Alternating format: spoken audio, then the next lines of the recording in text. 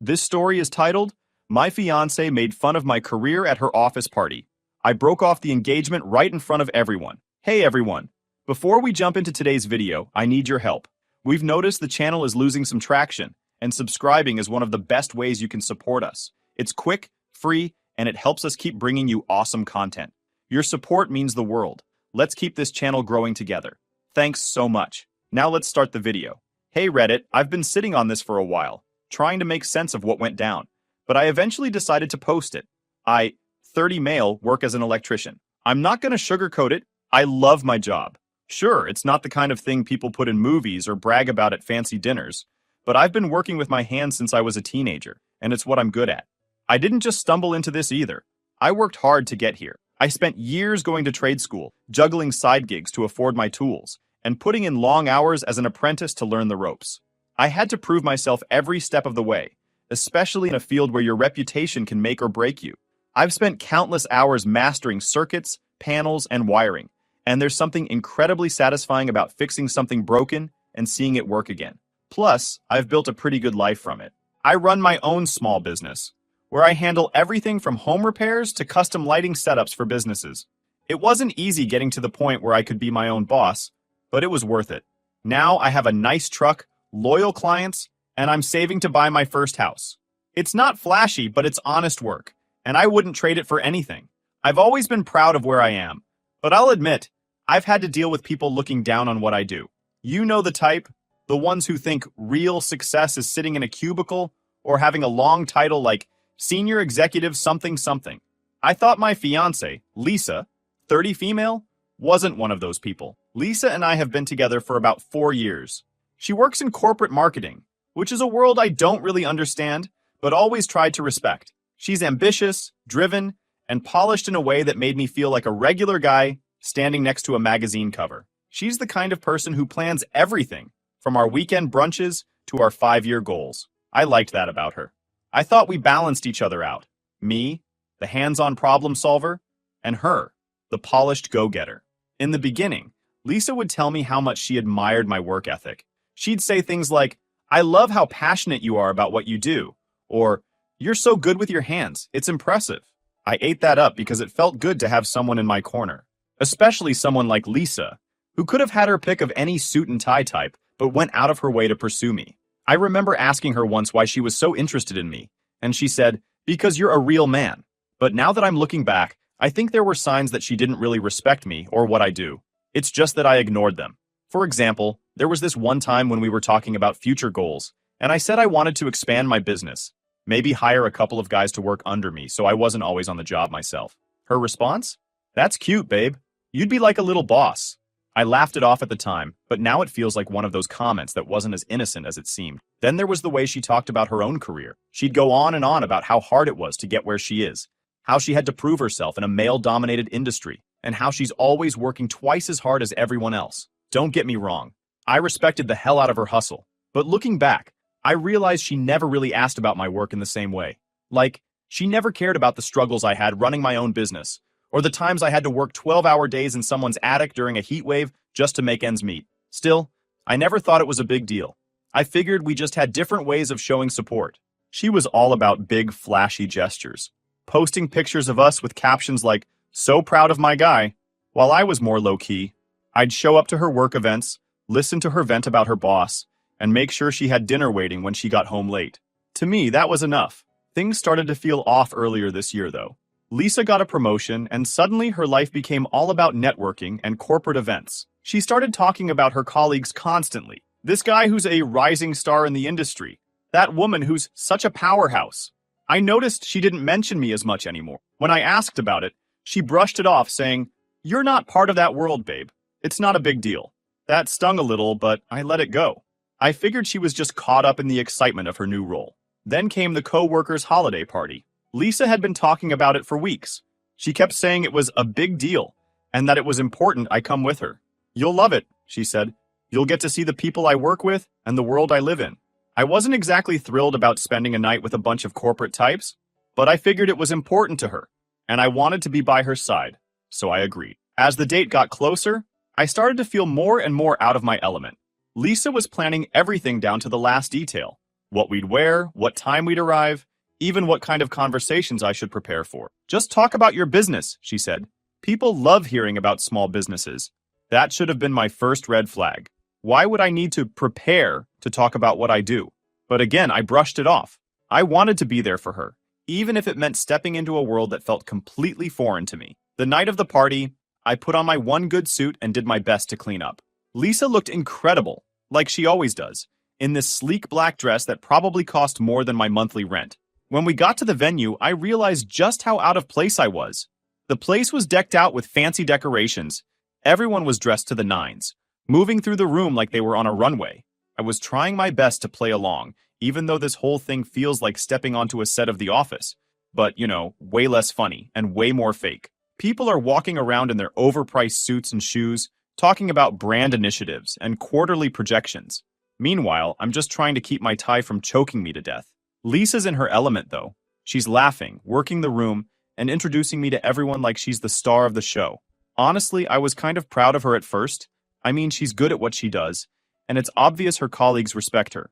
But the more she introduced me to people, the more it started to feel off. It started small. Every time she'd introduce me, she'd throw in some little comment that felt like a jab. Like, "This is my fiancé. He's an electrician. He keeps things running around the house." Or, "If you ever need someone to fix your outlets, he's your guy." She'd laugh, and so would they. But I wasn't laughing. I brushed it off the first couple of times, telling myself she was just nervous or trying to be funny. But after the fifth or sixth time, I started to wonder if this was just how she talked about me behind my back. Anyway, Lisa and I were standing with a group of her colleagues when one guy, a real smug-looking dude in a tailored suit that probably cost more than my truck, asked me what I do for a living. I smiled and told him, "I'm an electrician. I run my own business. Simple and plain." Before he could say anything, Lisa jumped in. "Oh, he's amazing with his hands," she said, with this overly sweet tone that immediately made me cringe. "He's like my little handyman at home. Anytime something breaks, he's on it. Isn't that adorable?" Adorable. That word hit hard. The way she said it wasn't affectionate. It was condescending, like I was some kind of pet she brought to show off. The group burst out laughing, and I just stood there, trying to keep my face neutral. Inside, I was fuming. I wanted to say something, but I didn't want to make a scene, so I just smiled awkwardly and nodded like I was in on the joke. But I wasn't. I was done. The rest of the night didn't get better. Every time we talked to someone new, Lisa found a new way to put me down, whether it was calling me her fix-it guy or joking about how I probably didn't get their world of corporate marketing. At one point, I heard her telling someone, "Oh yeah, he's my little wires and pliers guy, like Bob the Builder, but less ambitious." I was standing there thinking, did she just reduce my job to a joke? I let it slide, trying to keep the peace, but it didn't end there. What really pissed me off was how casual she was about it. Like she didn't even notice she was insulting me. Or worse, she noticed, and just didn't care. The way she looked at me when she made those comments, it wasn't love or pride, it was a pity. Like I was some small-town guy who got lucky to be with her and should just be grateful for it. The worst part? Everyone else seemed to eat it up. They were laughing along with her like her insults were the funniest thing they'd ever heard. And why wouldn't they? In their eyes, I was just the blue-collar guy tagging along with the corporate queen. They didn't know me or what I'd built for myself. All they saw was what Lisa was showing them, someone to laugh at. By the time the toast happened, I was already checked out. Lisa stood up in front of everyone, looking like she owned the place, and started thanking her team for their hard work. I was halfway listening, just trying to get through the night without losing it, when she suddenly said, "And I want to give a special shout out to my fiancé." I looked up thinking, maybe she's going to redeem herself. But nope, he's not exactly a corporate guy, she said, grinning like she was about to drop the funniest joke of the night. But if anyone's dishwasher stops working, he's your guy. The room erupted in laughter. I sat there, frozen, as 100 pairs of eyes turned to me. My face felt like it was on fire. I looked over at Lisa, hoping she'd notice how humiliated I was, but she was too busy soaking up the attention. She was smiling, like she'd just won an award for Most Entertaining Toast. I couldn't take it anymore. I excused myself and stepped outside to get some air. My hands were shaking, and my chest felt tight. I replayed her words over and over in my head, each one hitting harder than the last. Not a corporate guy. Your guy for power outages. What the hell had just happened? That wasn't a toast. That was a takedown. So, I'm standing outside this ridiculously fancy venue, breathing in the cold air and trying to cool off. The sound of everyone laughing at Lisa's toast is still echoing in my head. I don't know if I'm more embarrassed or angry, or maybe a mix of both. I kept thinking, is this how she's always seen me? Like some handyman she picked up for convenience? A few minutes later, Lisa comes outside. She's got this big, oblivious smile on her face. There you are, she says, like I'm some kid who wandered off. Why'd you sneak out? I look at her, trying to stay calm, but I can already feel the frustration bubbling up. Do you have any idea how humiliating that was? She blinks, clearly caught off guard. What are you talking about? The toast, I say, my voice rising a little. You basically turned me into a joke in front of your entire office. Lisa rolls her eyes, like I'm the one being unreasonable here. Oh, come on. It was just a joke. Everyone thought it was funny. Yeah, because they don't know me, I snapped. All they know is what you told them. That I'm some not corporate guy who's good for fixing their dishwashers. Do you even realize how disrespectful that is? She sighs, like she's talking to a child. You're overreacting. It wasn't that deep. I was just trying to lighten the mood. Lighten the mood? I could feel my fists clenching at my sides. But I took a deep breath and tried to explain. Lisa, I've worked my ass off to get where I am. I run my own business. I make a good living. And you reduced all of that to a punchline. How do you think that makes me feel? Instead of apologizing or even trying to understand, Lisa crossed her arms and gave me this annoyed look. I don't know why you're being so sensitive about this. It's not like I said anything untrue. You're an electrician. It's not exactly a glamorous job, and there it is. The truth, plain and simple. I stare at her, stunned. Wow, I said. So that's how you really see me? Like I'm just some guy with a toolbox who's lucky to be with you. I didn't say that. You're putting words in my mouth. All I'm saying is that you need to learn how to take a joke. This isn't about me. It's about your insecurity. She started to yell. My insecurity. I felt my blood boiling now. This isn't about me being insecure. It's about you not respecting me or what I do. Do you even realize how condescending you sounded tonight? How condescending you always sound? Lisa's face hardened. You know what? Maybe I do think you're overreacting. And maybe you should consider why you're so defensive about your job. If you were confident in yourself, you wouldn't let a little teasing bother you. That's when I realized we're not just having an argument. This is a fundamental problem. This is who Lisa is. She didn't respect me, and she never has. I take a deep breath, trying to steady my voice. You know what, Lisa? I can't do this anymore. Her eyes narrowed. Do what? This, I say, motioning between us. Us. This relationship. I'm done. Lisa stared at me like I've just grown a second head. Then she laughs. A short, disbelieving laugh. You're kidding, right? You're really going to break up with me over a joke? It's not just the joke, I said firmly. It's how you see me. How you've always seen me. You don't respect me, Lisa. You never have. And I'm not going to spend the rest of my life being treated like I'm less than you just because I don't work in an office. Her expression shifted from disbelief to anger. Are you serious right now? Do you even realize how ridiculous you sound? You think you're so special because you run a little business, fixing people's wiring? Well, guess what? It's not that impressive. Her words were harsh, but they solidified my decision. I pulled the engagement ring off my finger and held it out to her. Good luck finding someone you actually respect, I said, calmly and firmly. She stared at the ring like it was going to explode in her hand. You're making a huge mistake, she said. No one else is going to put up with your fragile ego. I only replied with, maybe not, but at least I'll have my self-respect. And with that, I turned and walked back into the party to grab my stuff, leaving her standing there in the cold, with the ring still in her hand. The moment I stepped back into the party to grab my coat, the buzz of conversation and laughter hit me like a wall. The room was still alive, but I noticed people sneaking glances at me. I knew it was going to make a scene. Honestly, I didn't care. Let them talk about it for the next 5 weeks. Let them dissect every detail. I wanted this moment to stick with Lisa and everyone here. She'd spent the entire night tearing me down. Now it was my turn to walk out on my terms. As I reached for my coat, I heard the sharp click of Lisa's heels behind me. I knew she wouldn't let me leave without some kind of showdown. You're really going to do this? She hissed. She glanced nervously around, trying to make sure no one overheard. Here? In front of everyone? I turned slowly, locking eyes with her. I could feel all those curious glances from her colleagues, the way conversations were quieting as people tuned in. Lisa, you already did this, I said, keeping my voice calm but loud enough for anyone nearby to hear. You crossed the line humiliating me in front of everyone. I'm just leaving before it gets worse. Her eyes widened for a split second before narrowing into a glare. Don't be so dramatic, she spat, grabbing my arm with enough force to make my jacket wrinkle.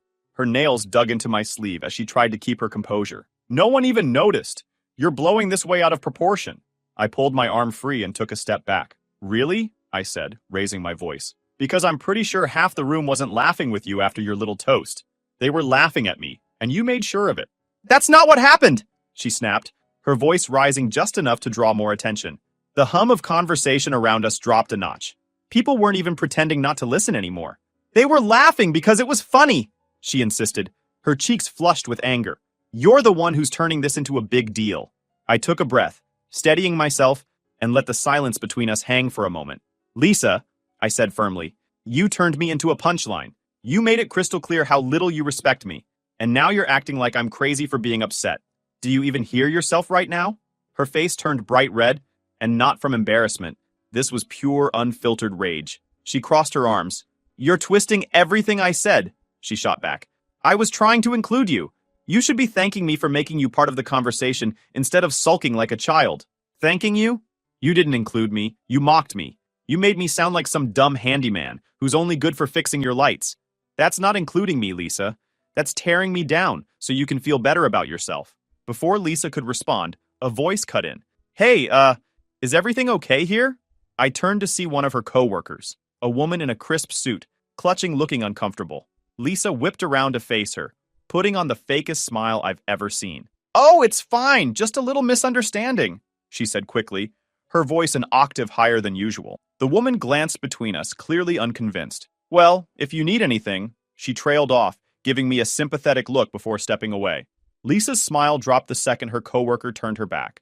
Do you see what you're doing? She hissed, her voice dripping with venom. You're embarrassing me in front of my entire office. I couldn't help but laugh, a bitter sound that cut through the room. I'm embarrassing you? I said, shaking my head. You spent the whole night treating me like a joke, and now you're worried about how you look? That's rich. I couldn't help but laugh, a sharp, biting sound that cut through the tension. I'm embarrassing you? I said, shaking my head.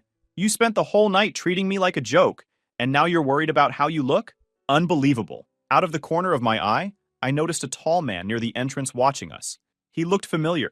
Then I realized it was Lisa's boss. He didn't say anything, but the way he crossed his arms and leaned slightly forward made it clear he was listening. Lisa noticed him too. Her face paled, and her whole demeanor shifted. Can we just talk about this later? She said, her voice suddenly softer. You're making a scene. I shook my head, thinking, that's exactly what I wanted. No, Lisa, we're not doing this later. We're doing it now. I'm not going to spend the rest of my life with someone who thinks they're better than me just because I don't work in an office. I deserve more than this. More than you. Lisa's eyes darted between me, her boss, and the growing number of people pretending not to watch. Fine, she said, her tone practically spitting venom. Walk away. But don't come crying to me when you realize no one else is going to put up with your fragile ego. I couldn't help but smirk, shaking my head. Cry to you? You're joking, right? I'm not the one who's going to struggle finding someone who respects me. I didn't say it out loud. I didn't need to. My silence and the look on my face said it all, while staring at her, letting her words hang in the air. I wasn't going to stoop to her level. Instead, I turned to leave. Good luck finding someone who'll tolerate you, I said. Enjoy the party, folks, I said over my shoulder as I turned and walked toward the door. Behind me, I could hear the murmurs spreading through the room, like ripples in a pond. People were whispering, exchanging glances, and I caught snippets of their conversations as I passed. Did you see that? What the hell was that about? I knew she was a bit much, but damn. I didn't look back. I didn't need to. I knew the damage was done. Lisa wanted to be the center of attention, and now she had it. Not as the queen of the party, but as the woman who got called out in front of everyone. Let them talk. By the time I reached my car, I felt lighter than I had in years. I stood up for myself, and it felt damn good. Lisa could spin her story however she wanted, but I knew the truth, and so did everyone else who saw what happened. The days after the party were messy, to put it lightly. Lisa kept texting and calling me.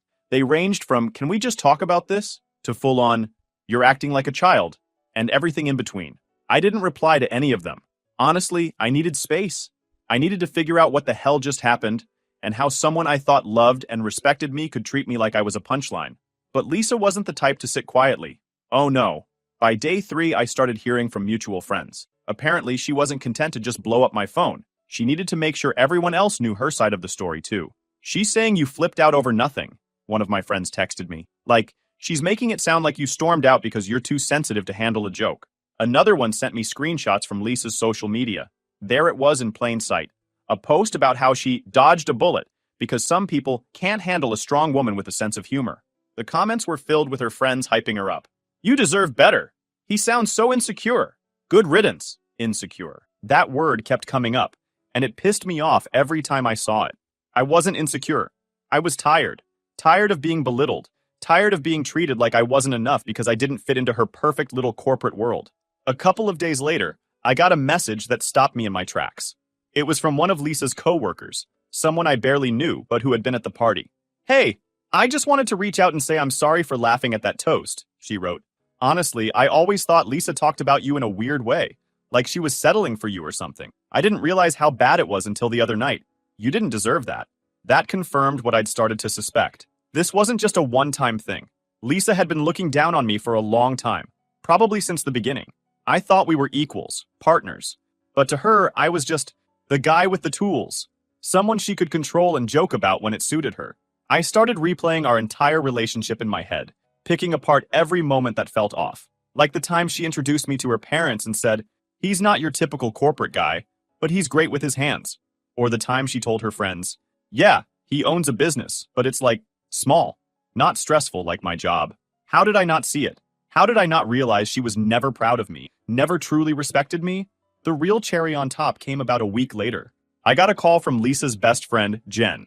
Now, Jen and I had always been cool. We weren't super close, but we got along well enough. So when her name popped up on my phone, I figured maybe she was calling to play peacemaker or something.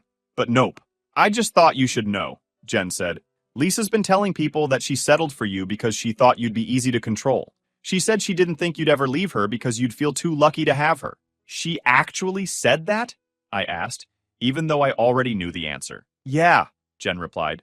I didn't want to believe it at first, but after what happened at the party, I'm sorry, man. You deserve better. I thanked her for telling me, but honestly, I didn't know how to feel. I mean, I was already done with Lisa, but hearing that, it was like adding insult to injury. This whole time, I thought I was building a life with someone who saw me as an equal, and she was treating me like some charity case. After the dust settled, it was like a switch flipped in my life. Lisa and I were done. No more texts, no more calls, no more fake apologies or attempts to spin the story. My life on my end was looking brighter. I threw myself into my work, taking on more projects, and I decided to sell my engagement ring and use the money to book myself a trip to the mountains, a place I'd always wanted to visit but never got around to because Lisa wasn't into rustic vacation. Turns out sitting by a campfire and looking at the stars is a hell of a lot better than listening to people talk about brand synergy over tiny hors d'oeuvres. During that trip, I had a lot of time to think about what I wanted and what I didn't want. I realized I'd spent way too much time trying to fit into Lisa's world, letting her define my worth based on her shallow metrics. That wasn't happening anymore. Then came the ultimate bit of karma. About a month after the party, I heard through the grapevine that her antics at the party and her behavior afterward had caught the attention of her boss. Apparently, some of her coworkers had started talking about the incident, and it made its way up the chain. She's been really tense at work, one of her colleagues told me. It's like she knows people are talking about her behind her back, and it's driving her nuts. She even snapped at someone during a meeting last week, which is not like her. Another mutual friend shared a text from Lisa, where she wrote, I worked my ass off to get where I am, and now it's like one stupid night is all anyone remembers. From what I could tell, the realization was starting to sink in. She hadn't just lost me, she damaged her professional relationships too. The people who once respected her were now questioning her judgment. I didn't get all the details, but from what I heard, the higher-ups weren't thrilled about how Lisa represented herself. She was passed over for a promotion she'd been gunning for, and let's just say she wasn't happy about it. I won't lie, I felt a little satisfaction knowing karma had finally caught up with her. Not because I wanted her to fail, but because it felt like validation. Her attitude, her need to tear others down to build herself up, it wasn't just a problem in our relationship. It was who she was. However, these days, I'm in a much better place. I'm glad I ended the relationship before getting married and have kids involved, and each day I feel my decision was so right. I've expanded my business, upgraded my tools, and even started teaching an evening class for aspiring electricians. Sharing what I know and seeing people get excited about learning the trade has been a game changer for me. I've also reconnected with friends I'd drifted away from during my time with Lisa. Looking back, I realize how much of my life I'd centered around her. Her friends, her interests, her goals. Now I'm focusing on what makes me happy, and it feels damn good. As for Lisa, I haven't heard from her directly since the breakup. She's still doing her thing, posting her cryptic quotes and probably telling anyone who'll listen that she's the victim. But honestly, I don't care. The truth is, walking away from that relationship was the best thing I've ever done. It wasn't just about the party or the toast. It was about realizing that I deserve to be with someone who values me for who I am, not for how I fit into their narrative. If there's one thing I've learned from all this, it's that respect isn't optional in a relationship. You can't love someone you don't respect, and you shouldn't try to stay with someone who doesn't respect you. So to anyone reading this who's in a similar situation, trust your gut. If someone's tearing you down instead of lifting you up, let them go. You'll thank yourself later. Thanks for sticking with me through all this. It's been a wild ride, but I feel like I'm finally back on track. And if anyone ever needs an outlet rewired, you know who to call.